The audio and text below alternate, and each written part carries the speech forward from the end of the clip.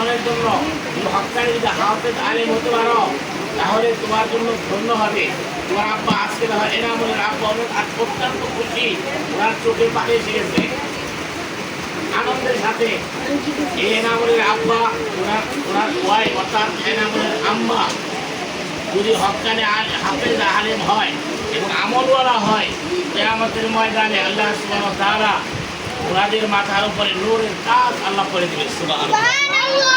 এই জন্য ভাগ্যবান যারা এখানে তোমরা আসছো, ভালো করে পড়ালেখা করবা, হাতের লেখাগুলো সুন্দর করে পড়বা, লিখবা এবং পড়াগুলো সহি শুদ্ধ করে পড়বা ইনশাআল্লাহ। আর বিশেষ করে তোমরা মোবাইল ব্যবহার করবা না, মোবাইল দেখবা না। এই খেয়াল করে শোনো, টাচ মোবাইল হলো সবচেয়ে বড় রোগ এই জমানাতে। টাচ মোবাইল কেনা কেনা দেখো, হাত তুলো দিকে বাসায় যে বিশাল দেখো না, হাত তুলো।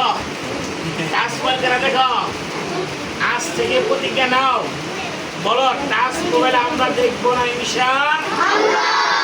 টাচ মোবাইল দেখবা, টাচ মোবাইল দেখবা না ইনশাআল্লাহ। হাত নামাও। এই টাচ মোবাইল আছে দেশের অনেক ক্ষতি হচ্ছে।